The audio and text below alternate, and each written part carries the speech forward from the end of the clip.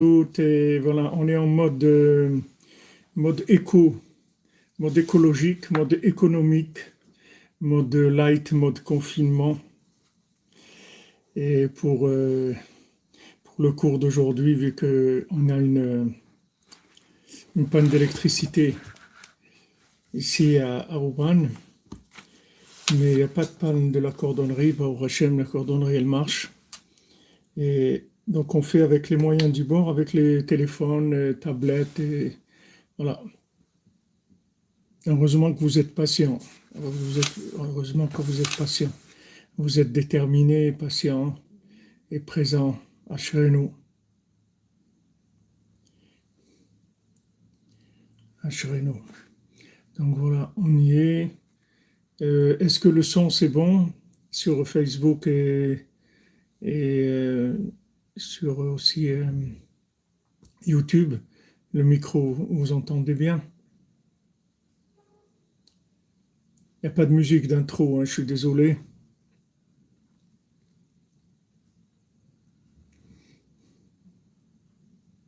C'est bon.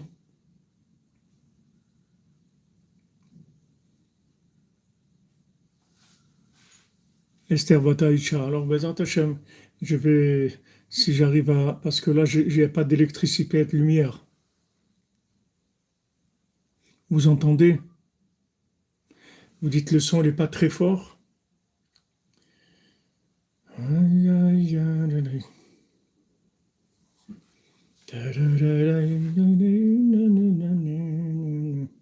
Comment je vais, c'est-à-dire pour que ça soit plus fort, il faut que je rapproche le micro, le téléphone.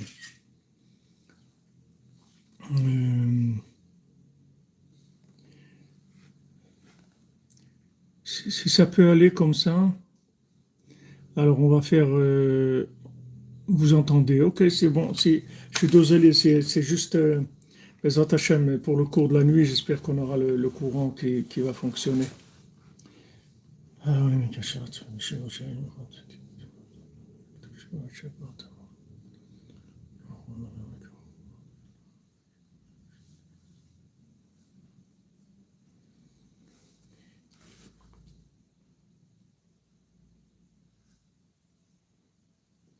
voilà, ok. Alors on y va. Alors on fait le cours pour la guérison de tous les malades du monde, pour les Nishmat aussi de Rav Shlomo Karlibar, qui c'est son Yortzeit aujourd'hui, pour la refoua attendez, ça il faut que je vois le nom. J'ai pas le nom ici.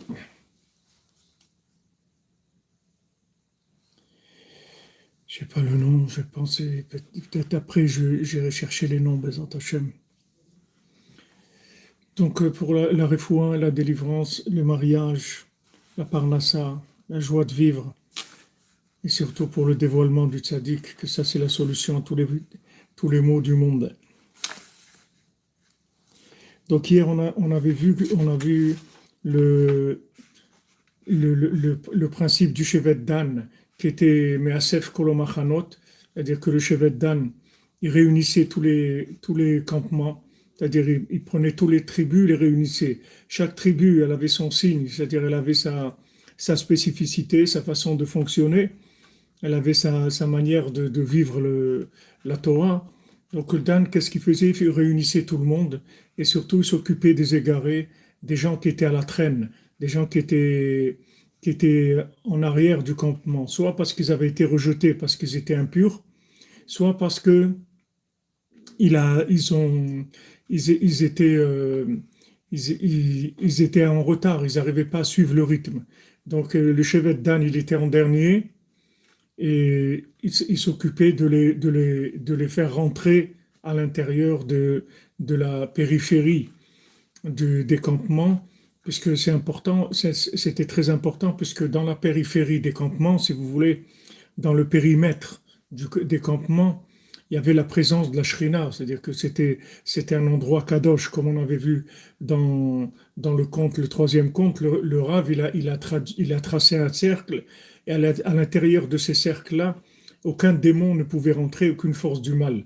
Donc, à l'intérieur du campement de la Shrina, c'est-à-dire du campement des, des Bnei Israël, il y avait les nuées qui protégeaient en haut, en bas, sur les côtés, devant, derrière, il y avait l'éclairage, il y avait le chauffage, il y avait la destruction de toutes les forces négatives, de tous les serpents, les scorpions, etc. C'était tout entouré, encadré, il y avait une présence divine très forte. Donc tous ces gens-là, eux, ils n'étaient pas là-dedans, ils ne sentaient pas ces choses-là, ils avaient pas, ils avaient perdu le goût et l'odorat comme le virus, et ils étaient dehors, ils ne sentaient pas qu'ils avaient un rapport avec eux.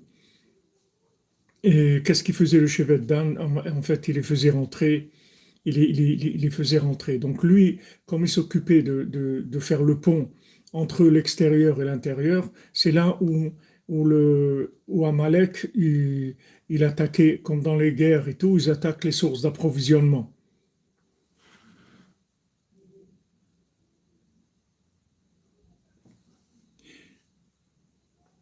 Refoua Shlema pour Shami Bat Karol Sebag.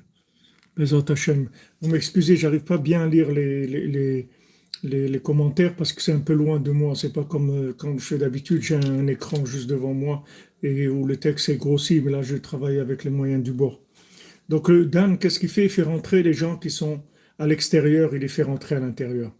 Et bien, c'est aujourd'hui le Ilon Mishmat, on fait du Rav Shlomo Karlibach, on raconte une histoire qui s'est passée qui est l'histoire en fait, c'est une histoire qui s'est passée à New York, que quelqu'un maintenant il a raconté, qu'il n'avait pas raconté depuis, je crois que ça fait 24 ans qu'il est décédé.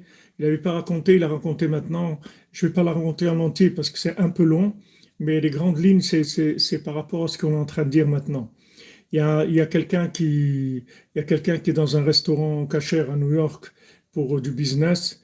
Et à un moment, il y a Shlomo Karlebar qui rentre.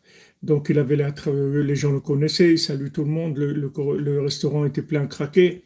Et son habitude, c'est de serrer la main à tout le monde. Donc, ça a mis un quart d'heure, 20 minutes pour qu'il serre la main à tout le monde. Et, et il s'approche de ces deux businessmen qui étaient aussi. Donc, il y en a celui qui raconte l'histoire. Alors, il lui serre la main. Et l'autre, qui était un religieux un peu pointu, un peu strict, il lui serre pas la main. Alors Shlomo Karlibar, il lui dit, je veux te serrer la main. Il lui dit, moi, je veux pas te serrer la main. Alors, il lui dit, je te demande tout simplement, en tant que frère, que juif et tout, je veux te serrer la main, te dire bonjour. Il dit, moi, je veux pas, parce que tu es quelqu'un qui est quelqu'un qui t'est détourné des chemins, des chemins de la tradition stricte, et je veux pas te serrer la main. Bon, alors, Shlomo Karlibar, il commence à argumenter avec tout un texte de la Neila de Yom Kippour, où il lui dit que Hachem, il tend la main aux fauteurs. Il dit même les gens qui fautent, Hachem, il leur tend la main. Alors, le religieux, il lui dit, c'est marqué parce que ils ont fait tchouva, c'est-à-dire qu'ils tendent la main aux pocheim, aux gens qui ont fauté, aux fauteurs, parce que maintenant, ils ont décidé de faire tchouva. C'est pour ça qu'il leur tend la main. Sinon, il va pas leur tendre la main. Alors, il lui a dit, d'accord, il dit, moi je veux faire tchouva, moi je veux faire tchouva, si c'est ça. Alors voilà, je te dis que je veux faire tchouva, et alors serre-moi la main. Et il dit, non, ça suffit pas que tu dises que tu veux faire tchouva. Là-bas, c'est écrit ceux qui font tchouva. Donc si tu fais tchouva, et tchouva vraiment, c'est-à-dire que tu as un repentir et tu décides vraiment de changer, alors à ce moment-là, je te serrerai la main. Bon, tout ça, ça se fait dans un restaurant avec plein de monde, tout s'arrête dans le restaurant et tout le monde écoute ça. Et Rav Shlomo Karlibar, c'est ça, il le fait en musique. À un moment, il sort sa guitare, il commence à chanter.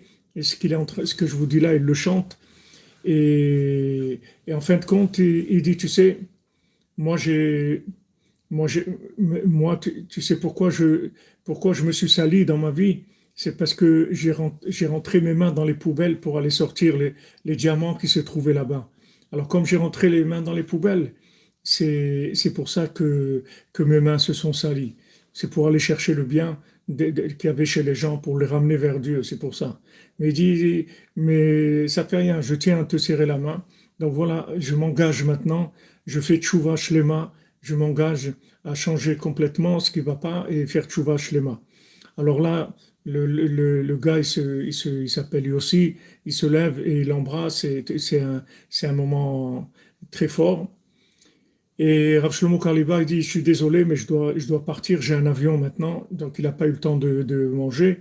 Il a resserré la main à tout le monde, et au revoir, il est parti. Bon, l'histoire, elle se finit pas là. C'est que Rav Shlomo Karliba, il va à l'aéroport, il prend l'avion, il monte dans l'avion, et dans l'avion, il a un arrêt cardiaque et il meurt. C'était comme aujourd'hui. Il est monté dans l'avion, il est mort. Il est mort. Après cette situation-là, il est décédé. Est-ce que c'était cette chouva? Est-ce que c'est... On ne sait pas. Mais en tout cas, c'était pas... C'était quelqu'un de pas... C'est quelqu'un, il n'y a personne même les orthodoxes les plus pointus, ils ne peuvent pas juger quelqu'un de cette dimension-là. Il y a aussi une autre histoire qui est arrivée à Ouman, ça c'était à Ouman. À Rosh Hashanah, il y a quelqu'un qui était comme ça, un peu pointu, un petit peu rigoureux par rapport à Rav Shlomo Karlibach, qui pensait de lui. Et ça, c'est il y a quelques années, c'est-à-dire il était déjà décédé. Donc le soir de Rosh Hashanah, il rêve de lui, il rêve de lui, et il voit Rav Shlomo Karlibach au paradis avec les tzadikim. Alors il est dans le rêve, il lui dit, mais qu'est-ce que tu fais toi? Qu'est-ce que tu fais là toi? Tu avais des problèmes de comportement, et les mélanges, les trucs mixtes, etc. Tu n'étais pas tellement dans les... T'étais pas tellement... Tu étais pas tellement sérieux dans ton truc. Tu n'étais pas quelqu'un qui était pointilleux sur la halakha. Comment ça se fait qu'ils t'ont laissé rentrer au paradis? Alors Rav Shlomo Karlebach lui a répondu, il lui a dit, tu sais, moi dans ma vie, j'ai toujours vu le bien des gens qui avaient autour de moi. J'ai jamais cherché à voir les problèmes qu'ils avaient de comportement. J'ai cherché le point positif et j'ai essayé de les aider à se construire par rapport à ça. Comme j'ai fait ça toute ma vie, quand je suis arrivé devant les tribunaux, c'est vrai que j'avais des problèmes. Mais de la même manière que moi je voyais toujours le bien chez les autres, alors ils ont vu le bien chez moi et m'ont installé dans le paradis et je suis très bien. Et voilà, ce Breslever-là, il a raconté cette histoire après, parce qu'il veut que les gens ils sachent que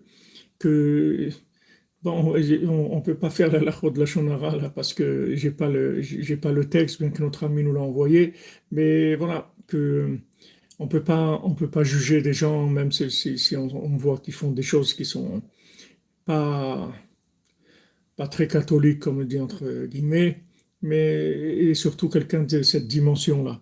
Donc lui, il était Beprinat, Measef Kolam Achanot. Pourquoi je raconte ça? Parce que bon, c'est son Yortzeit, mais aussi c'est ça là aujourd'hui.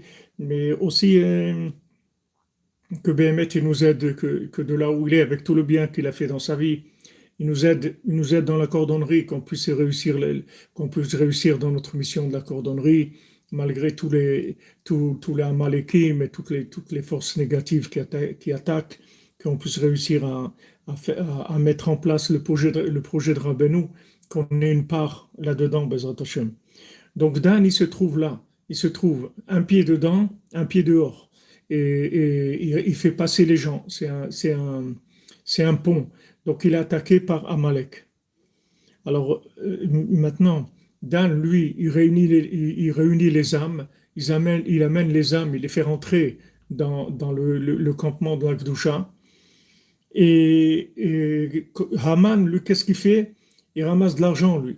Lui, il fait de l'argent. Il essaye d'avoir le maximum d'argent pour maintenir, comme on a vu hier, dans l'esclavage, les gens qu'il a déjà découragés, qu'il en a fait des esclaves en leur montrant leurs défauts.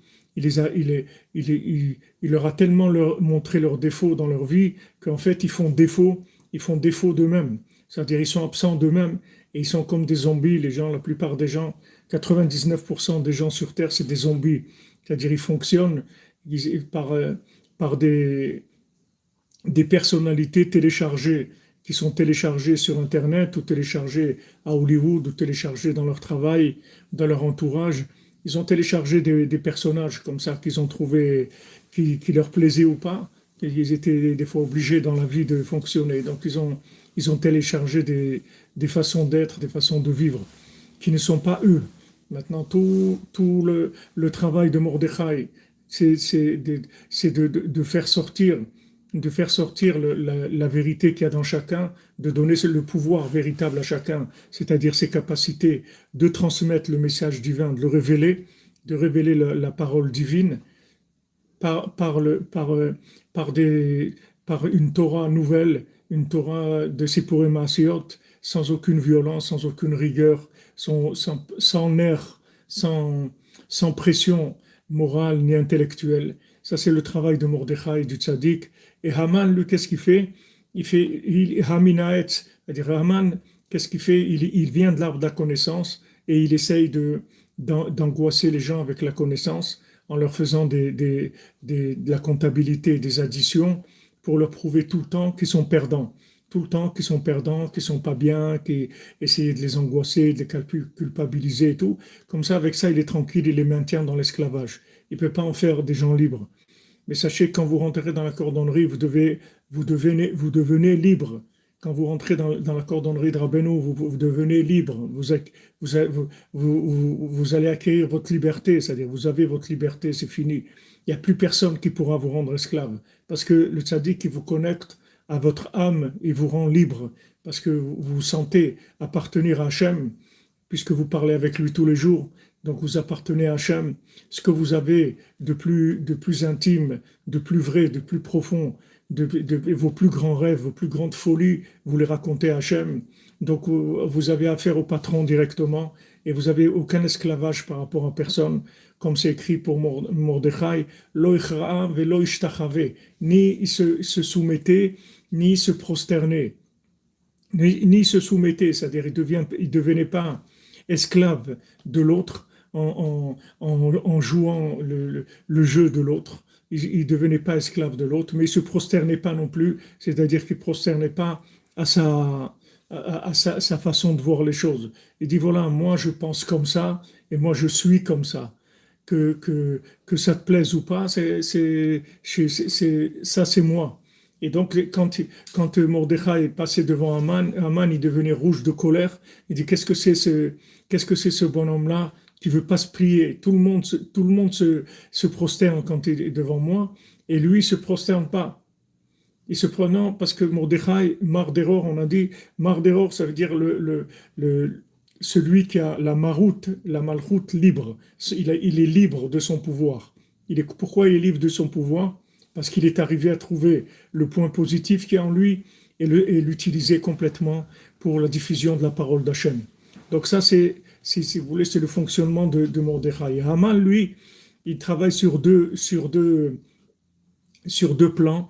Un plan, décourager les gens et leur faire des reproches et leur montrer qu'ils valent rien du tout. Ça, c'est un côté. Et l'autre côté, avoir beaucoup d'argent pour avoir une force dans les pieds pour enchaîner les gens. Vous vous souvenez dans le conte, pour ceux qui sont présents dans la yeshiva de la nuit, dans le conte, il y a aussi la force dans les pieds pour les tzadikim qui sont enchaînés, que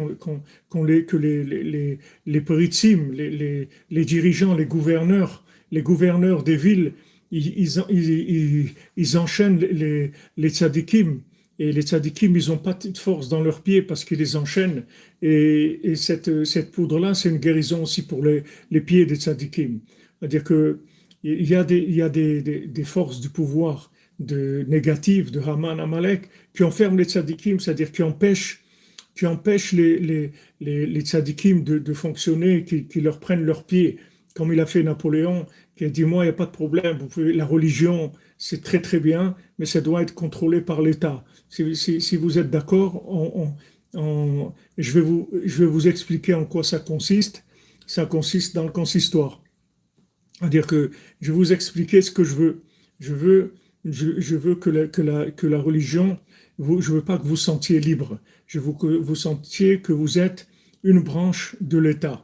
Et à ce moment-là, il n'y a aucun problème. Je vous finance, je vous donne des endroits pour avoir des synagogues, il n'y a aucun problème.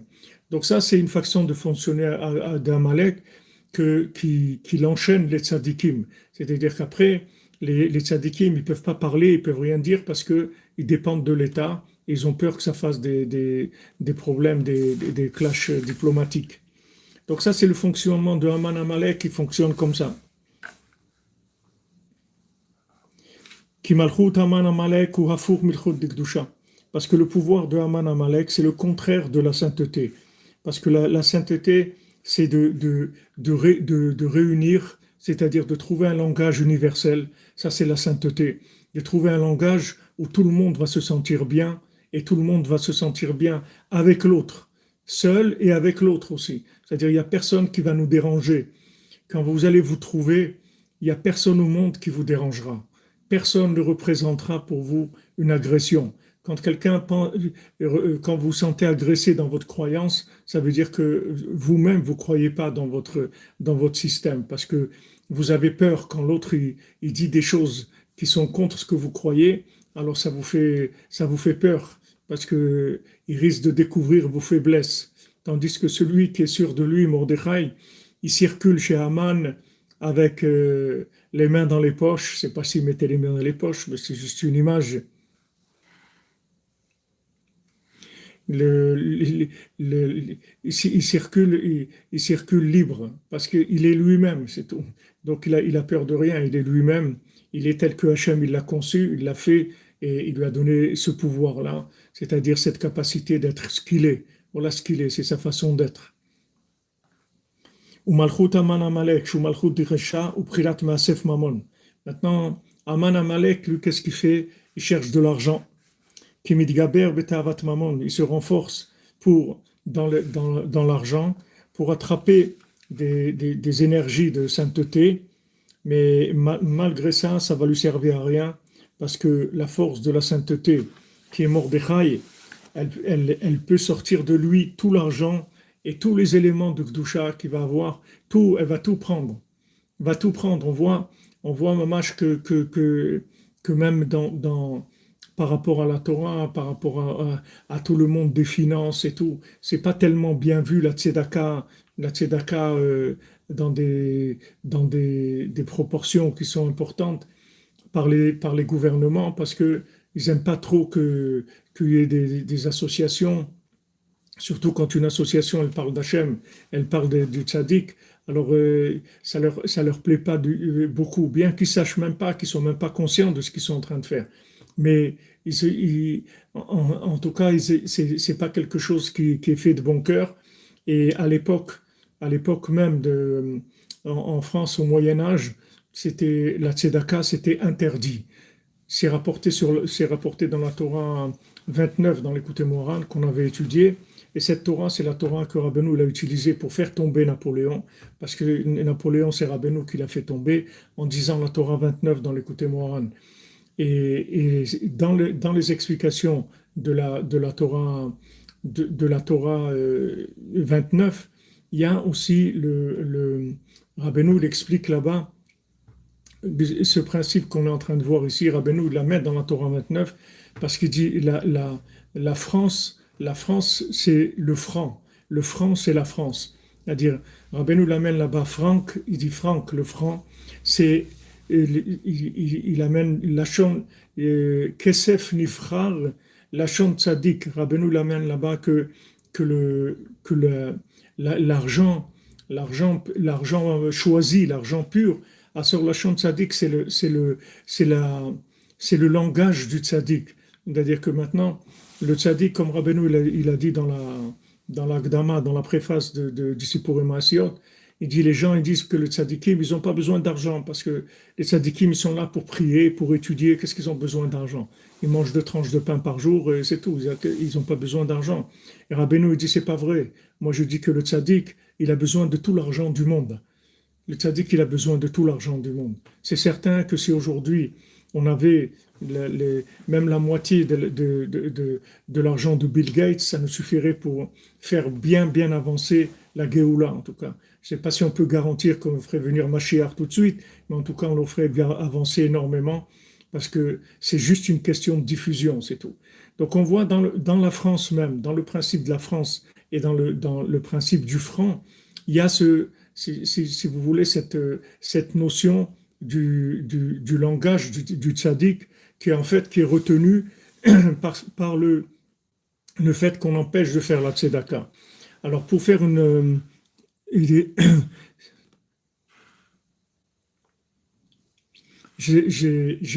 j'arrive pas à lire je suis désolé, hein, j'arrive pas vraiment à lire ce que vous écrivez. Je m'excuse, je vous réponds pas parce que je vois pas bien les commentaires. Je fais, je fais une parenthèse par rapport à ce que je suis en train de dire maintenant et qui est écrit dans l'écoute Moran et quelque chose de fondamental à savoir, c'est que maintenant, le, comment le son, comment les ondes du son, elles circulent dans le monde. Les ondes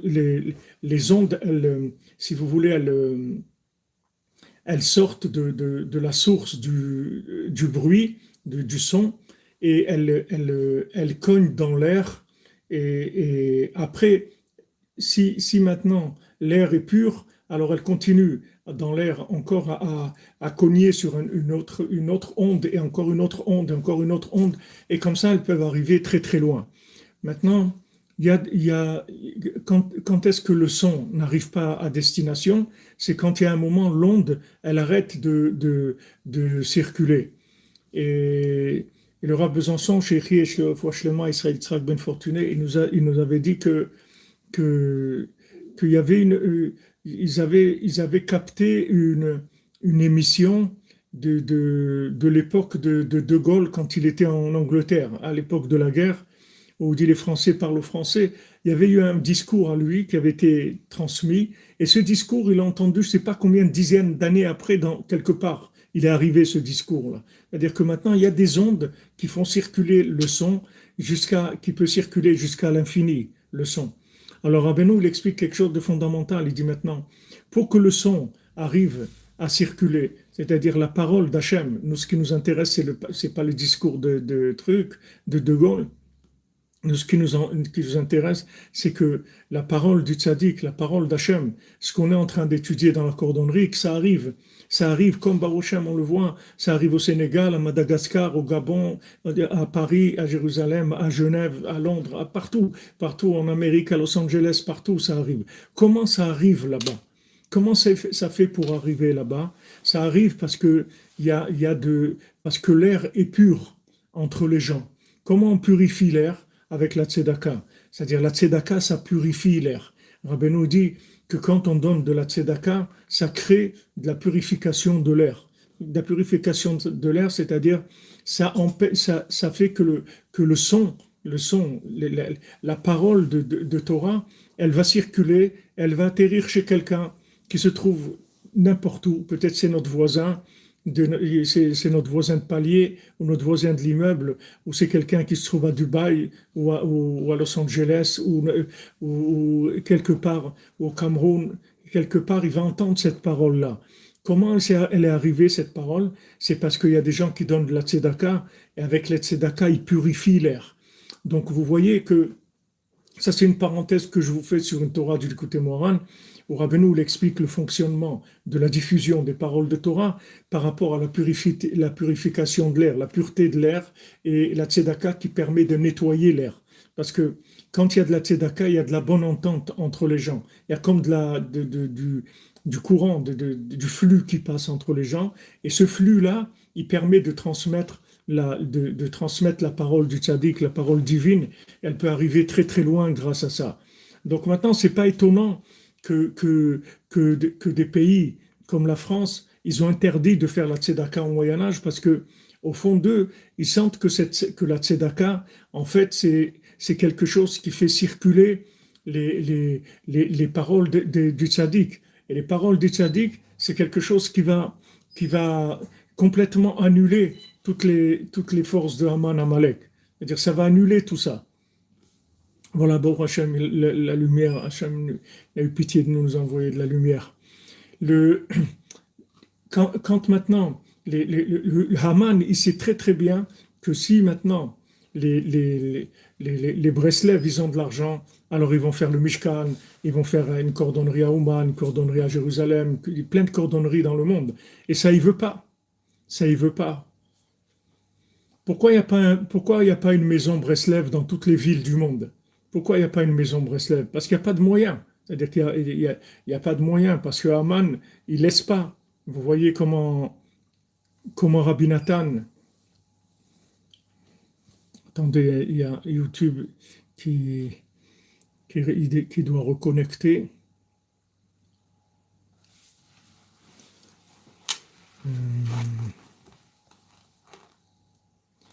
Ça s'est fait automatiquement, mais dans votre téléphone. Attendez.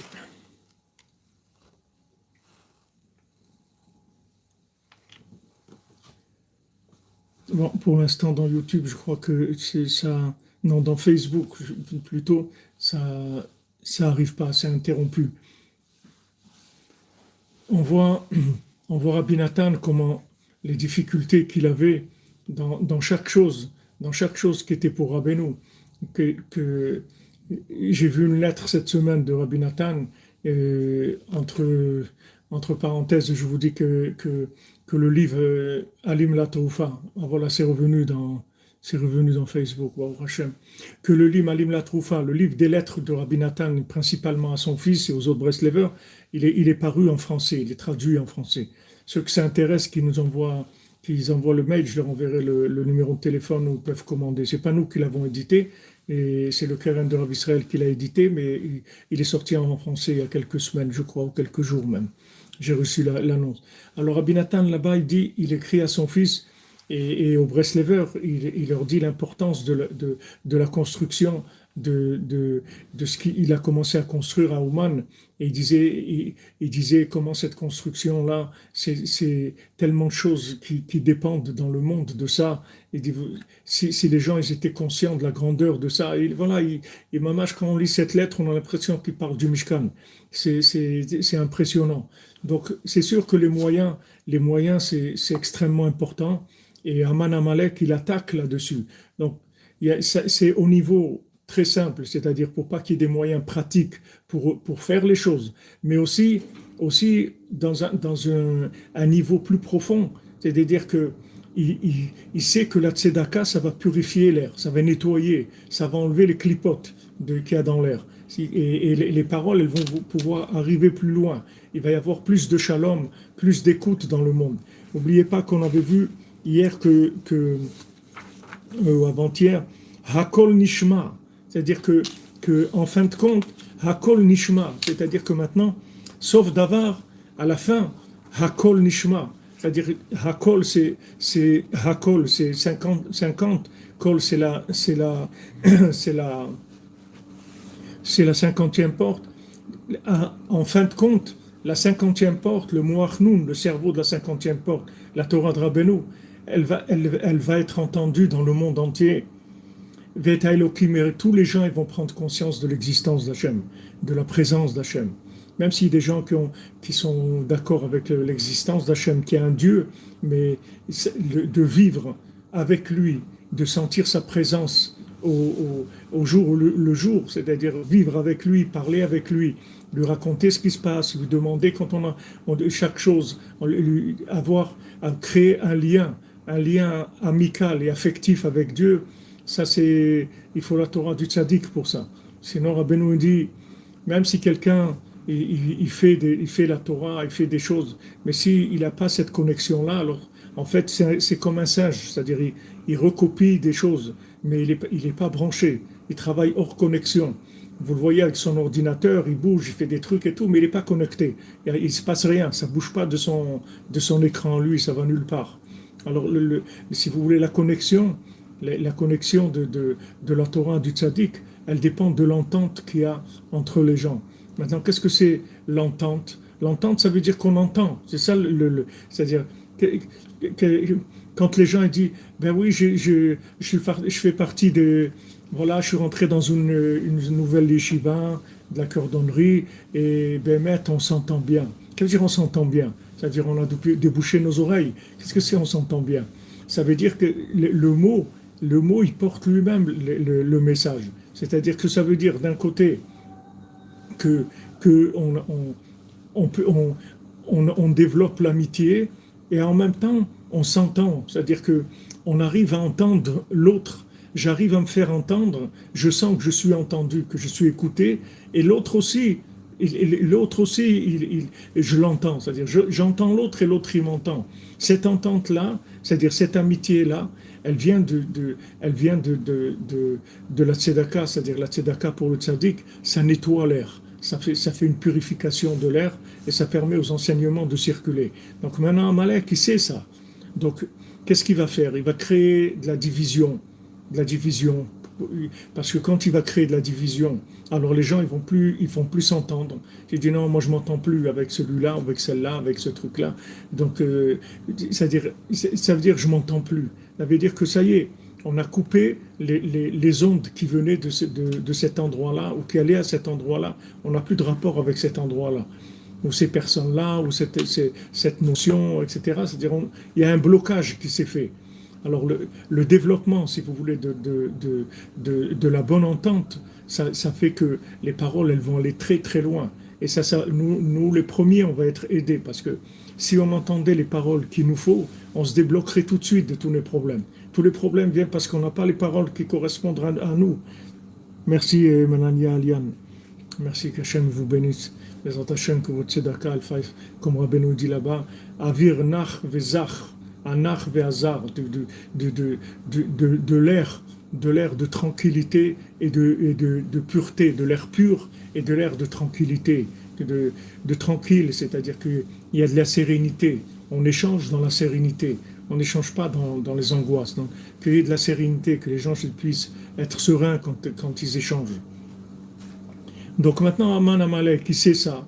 Alors, il crée la zizanie et il essaye aussi de prendre tout l'argent pour pas qu'il y ait des moyens, pour pas qu'il y ait des moyens, pour que les gens ne puissent pas donner la tzedaka, pour que les gens, voilà, il essaye de confiner les gens, de les empêcher de travailler, de faire tout, pour qu'ils aient pas de moyens, les gens. Que, tout simplement, il leur casse les pieds, c'est-à-dire il empêche leurs pieds de pouvoir fonctionner. C'est Baruch Hashem que nous, on sait où le principal, où ça se trouve. On sait que le principal, ça se trouve dans l'attachement de Sadiq et dans le fait de faire ses conseils, la Bodedou, Techatzot, Tikkun Klali. Voilà, on a quelqu'un, Baruch Hashem, qui est venu de Paris hier soir, qui est là pour quelques jours à Ouman, une semaine.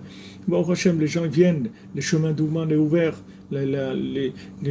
Pour rentrer en Ukraine, vous n'avez aucun problème, c'est ouvert, il n'y a pas de restrictions.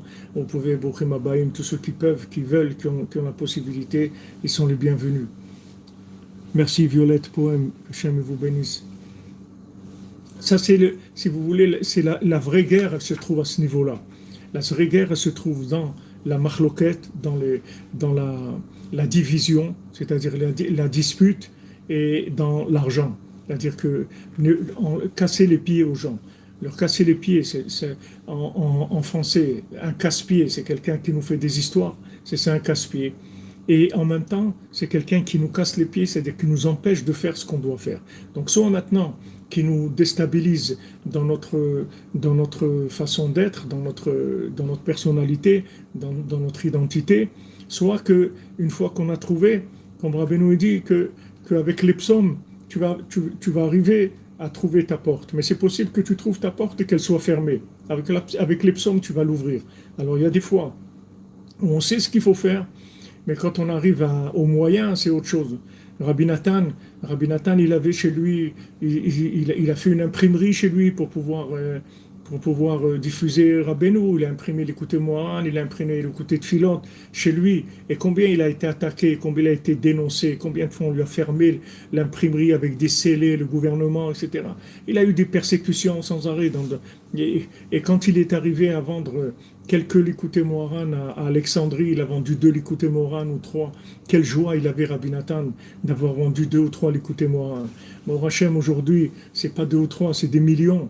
Et avec Baruch Hashem, la cordonnerie, avec l'Internet, c'est des millions d'heures d'écoute. C'est impressionnant de voir les millions d'heures d'écoute qu'il y a de diffusion de Torah. C'est quelque chose d'extraordinaire. C'est quelque chose vraiment de merveilleux, de très très grand ce qui est en train de se passer. On ne se rend pas trop compte, mais c'est quelque chose de très grand ce qui est en train de se passer. Chez nous. Donc maintenant, le, lui, c'est-à-dire Haman, il attaque sur l'argent et sur la dispute. C'est-à-dire il essaye de diviser les gens. Et c'est ce qu'ils ont dit nos sages. Ki le Adam shetov lefanav natan chokhma vadat ze Mordechai. L'homme qui était bon à ses yeux, Hachem il a donné la sagesse et la conscience. Zé Mordechai, c'est Mordechai. À qui ça s'applique ça? Ça s'applique à Mordechai.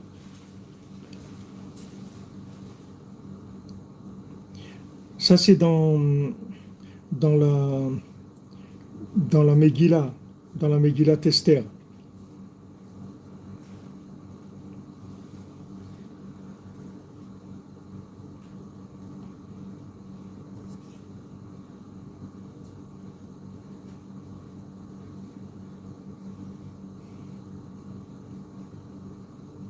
Comme c'est écrit qu'il est kartov la natilachem al torati al tazvo, du bien je vous ai donné, n'abandonnez pas ma Torah.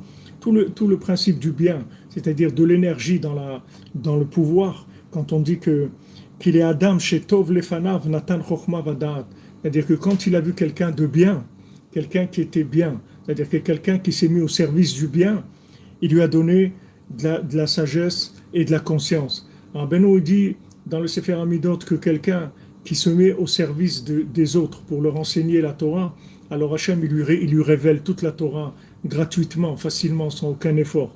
Parce que du fait que maintenant il se met en position de transmettre, alors Hachem il lui donne tout ce qu'il faut, comme c'est écrit, qu'il est Adam chez Tov lefanav, Natan chokhma vedat. Quand Hachem il voit qu'il y a quelqu'un qui est bien, c'est-à-dire qui cherche à faire connaître le bien qu'il y a dans chacun, à faire connaître la présence divine, alors il lui donne chokhma et da'at, il lui donne la connaissance et la conscience, il lui donne les deux.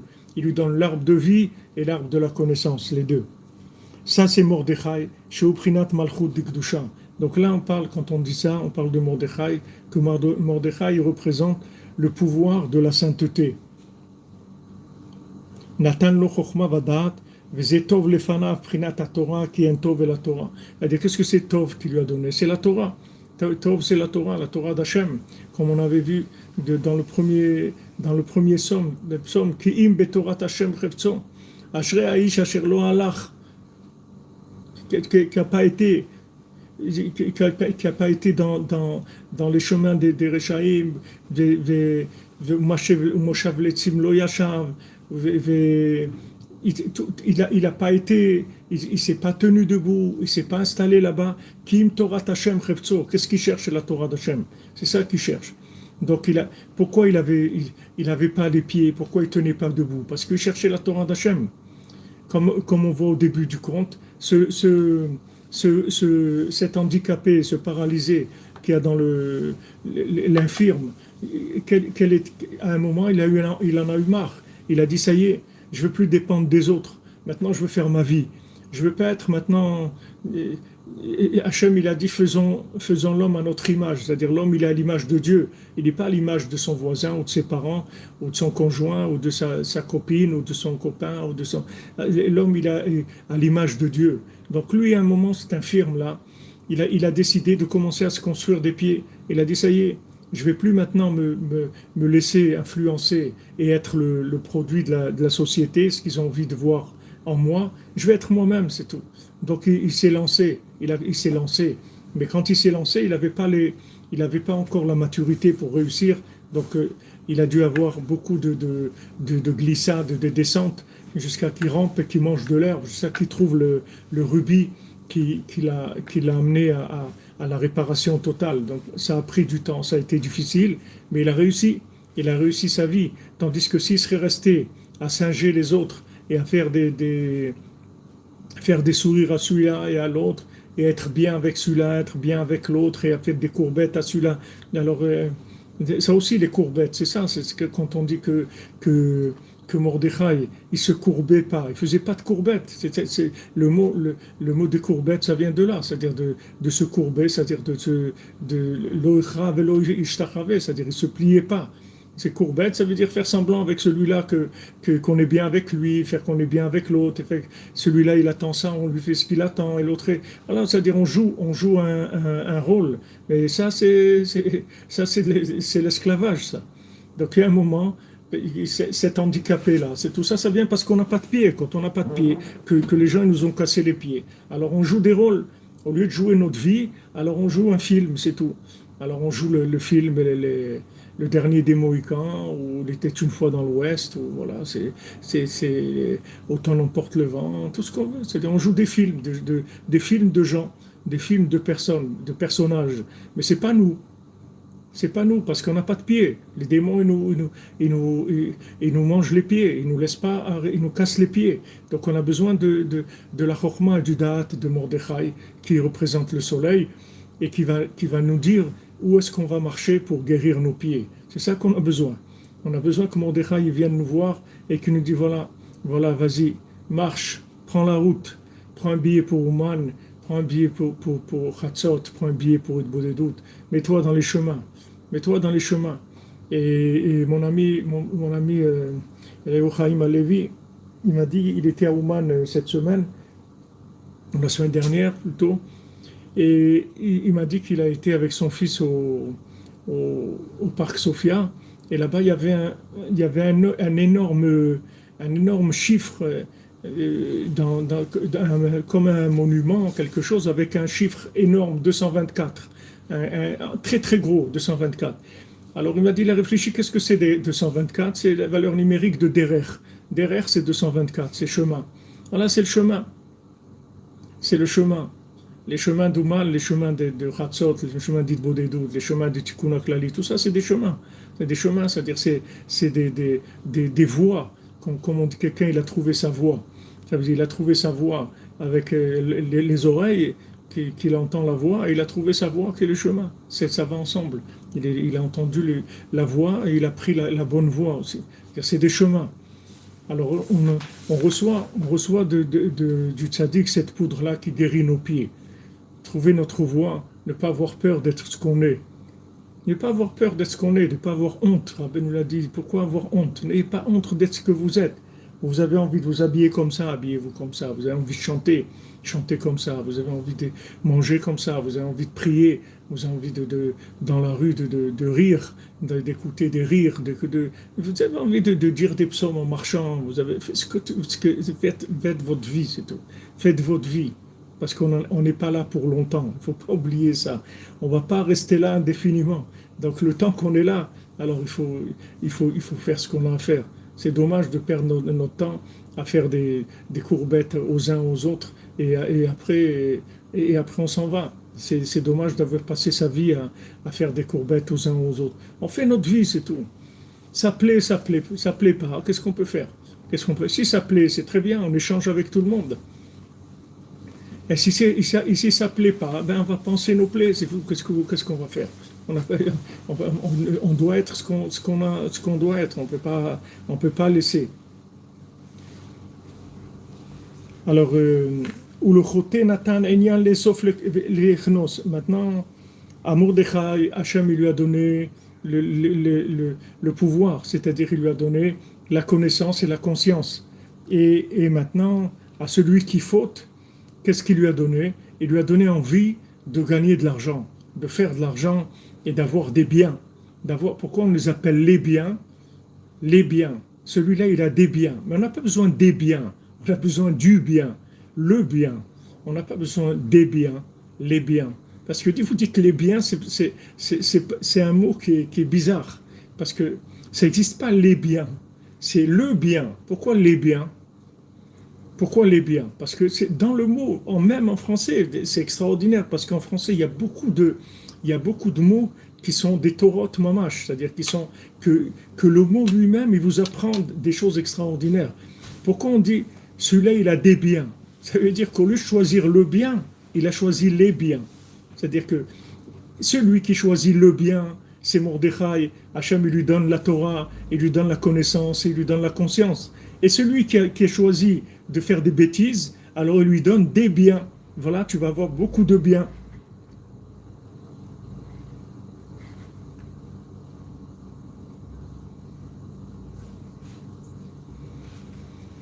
Dit pour plaire à tout le monde, il faut être un billet de 500 euros, hein, au minimum. Il y en a qui sont plus exigeants.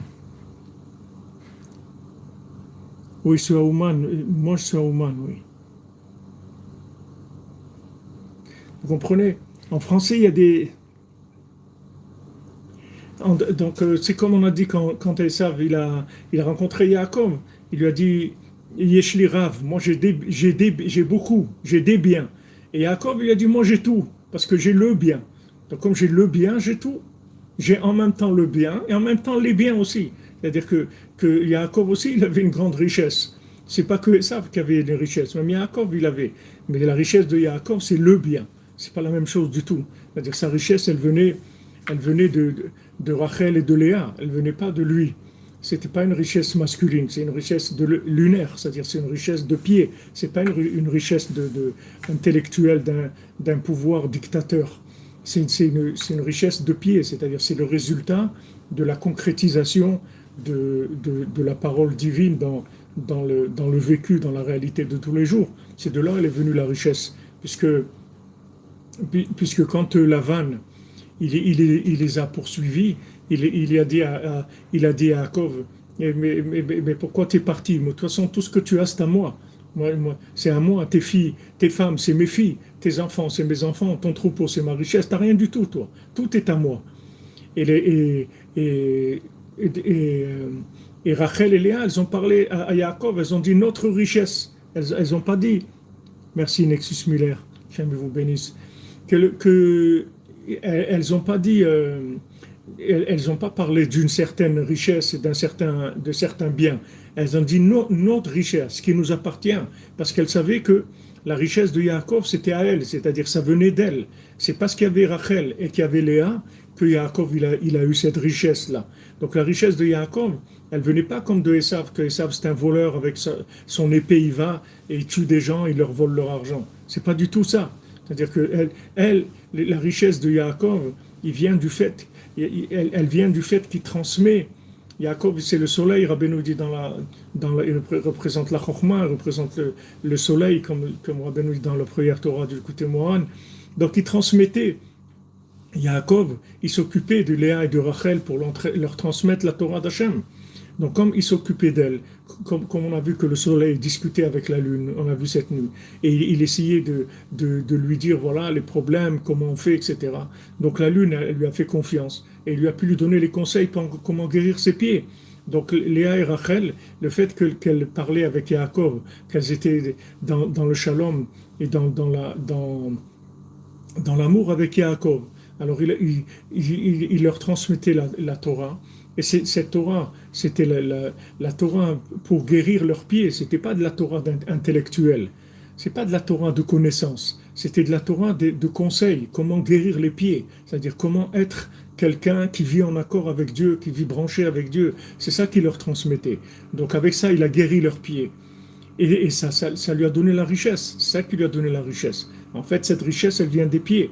C'est pour ça qu'aussi Chatzot, la yeshiva des cordonneries, c'est écrit dans les Sfarim que de se lever à Chatzot et de se lamenter sur la destruction du temple, ça aussi la propriété d'amener la parnassa et même d'amener la richesse. Parce que quand quelqu'un il se lamente sur la destruction de la maison d'Hachem, alors ça fait que ça lui guérit ses pieds, parce que la maison d'Hachem, c'est les pieds du monde. S'il y avait la maison d'Hachem, tout le monde verrait l'évidence de la vérité. Donc c'est les pieds d'Hachem dans le monde. Comme c'est écrit que les pieds du Mashiach, ils vont se tenir sur la maison, sur la montagne de Sion.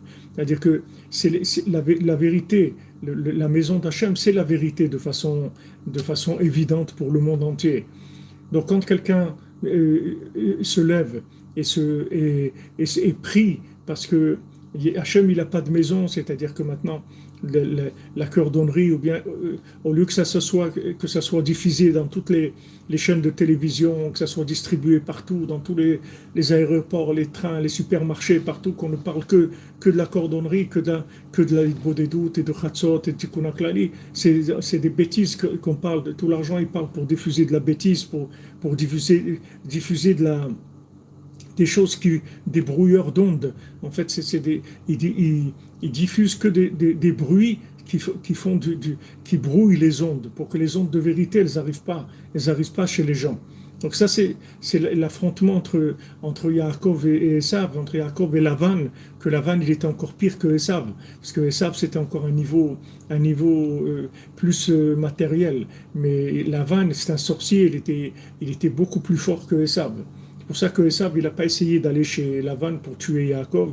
Il a attendu que Yaakov sorte de Lavan pour aller à sa rencontre. Parce que Esav lui-même, il avait peur de Lavan. Lavan, il était très, très dangereux. C'était un homme extrêmement dangereux qui faisait des choses terribles. Il avait de la sorcellerie, c'était un homme terrible. Donc lui, il voulait tout. Yaakov est d'accord, il voulait tout enlever à Yaakov. Il dit, mais t'es rien, toi. T'es venu comment?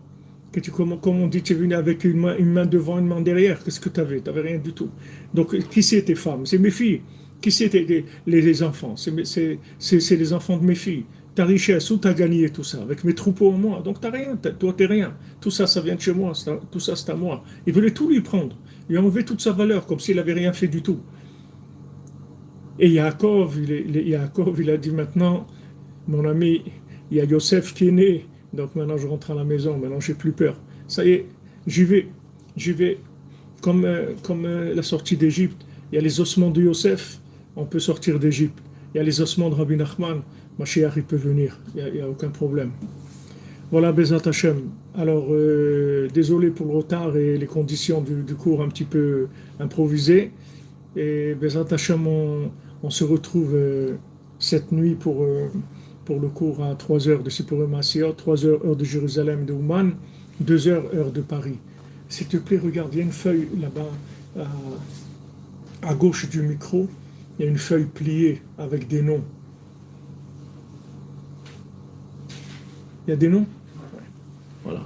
Bezat Hashem, on va faire maintenant les noms pour la Refoua Shlema.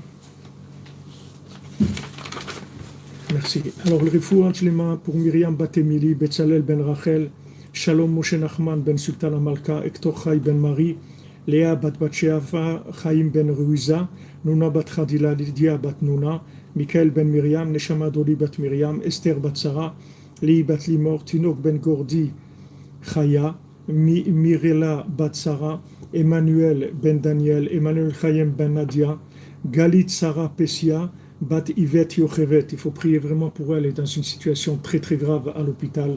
Galit Sarah Pessia, Bat Yvette Yochevet. C'est une dame qui est venue à Ouman, que son mari est venu à Ouman, que son fils il est venu à Ouman. C'est des gens qui sont branchés sur Abénou et la pauvre elle est très très malade. Galit Sarah Pessia, Bat Yvette Yochevet. Bethiel Bat Njanjoïda, Raphaël ben Chana, Claude ben Marie, Zala bat Rachel, Véronique bat Nadia, Sarah bat Ida, Simcha bat Mazal Tov, Yaakov ben Sarah, Edith Bazora, Yaakov ben Estreya, Anaïs Michal bat Sophie Zohari, Machlouf ben Chaim, Esther bat Aisha, Esther bat Bila, Shimon ben Chaya, Anna bat Myriam, Alain ben Dora, Matityahu ben Dina, Véronique bat Dina, Moshe ben Esther, Israël ben Simcha, Tzviya bat Aisha, Aisha bat Chassiba, Ruth bat Aisha, Ruth Mokoko, Yosef ben Esther, Shlomo ben Esther, Donna bat Zora, Dominique Deborah bat Pilar, Rebecca bat Nicole Lisa, Sandrine bat Janine, Janine bat Eglantine, Tamar bat Alisa Aisha, Myriam Chana bat Chava, Elisha ben Dvorah Lucie, Abigail Mélanie bat Liora, Deborah Myriam bat Corinne Ayala, Mazal Tov bat Chana. Et pour l'élévation de l'âme de Dylan ben Élise, Nicole Julia Saada, Mazal Batsari, Avram ben Yehuda, Daniel Aaron ben Juliette, Aaron ben Avraham, Joseph Désiré ben Émilie, Shmuel ben Zaira, Maurice ben Suzanne, Irène bat Rachel, Shalom ben Rachel Chazan, Chana bat Frecha, Yaakov ben Chassiba, Mesoda bat Simcha, Bénédicte Charles Kofi Black, Maurice Moshe ben Achima Suzanne, Odet Maïna Bat Yosef, Joël Yochevet Bat Mazaltov, Makhlouf Chai Ben Ninet, Jo Rivet Bat Belara, David Raphaël Fenchil.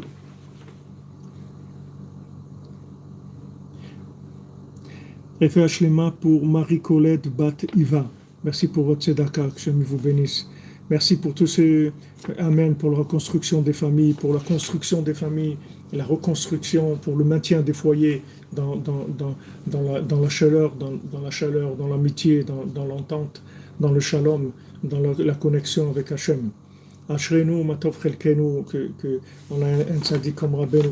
Leilou Nishmat Gidon Ben Joséphine, Carole Sultana Batarian Myriam, Jean-Marc Yosef Camus Ben Chava et Pidion Shvouim pour la sortie de prison de Batel Bashimon Perez, Odel Tsoref Bat Yonatan et deux autres filles qui sont en prison en Bulgarie, Nissim Chaim Ben Esther, Jacques Ben Chaim, Israël Refuah Shlema pour Israël Yitzhak Ben Fortuné, Dan Ben Rosa Ben Amou, Ariel Ben Mazal Maman, Shmodo Ben Zala Cohen, Eliaou Nathan Ben Yochevet à Cohen. Voilà, toutes les yeshuvot, les amis. Et désolé, j'ai pas pu bien lire vos Joël Bat Deborah pour Refuah Shlema. J'ai pas pu lire vos commentaires. J'espère que cette nuit, Bezrat Hashem, on pourra y arriver. Merci Jonathan Joël pour les citations. Soyez bénis. Émilie Bat Odette Simcha. Refuah Shlema. Je pense qu'on l'a noté, non? Émilie Bat Odette Simcha.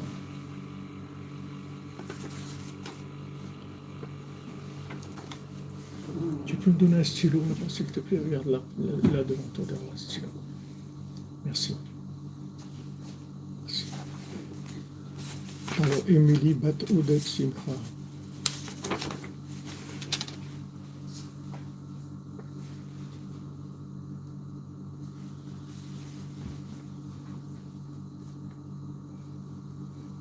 Voilà les amis, à plus tard.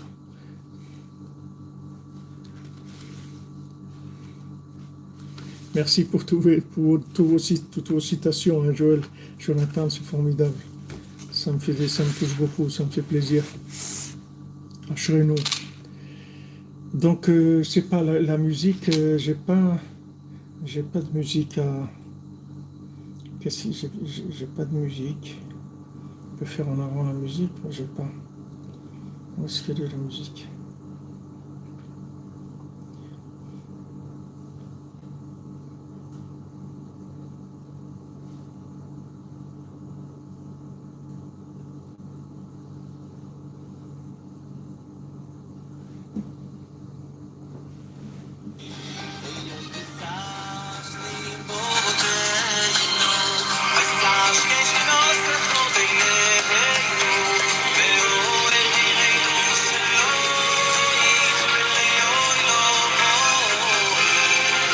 Moi aussi, je ne laissais pas tomber.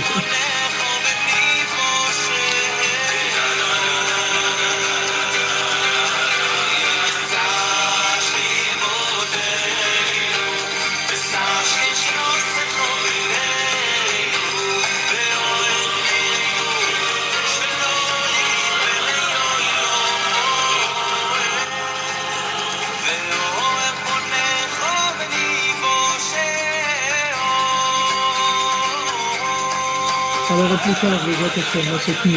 Merci.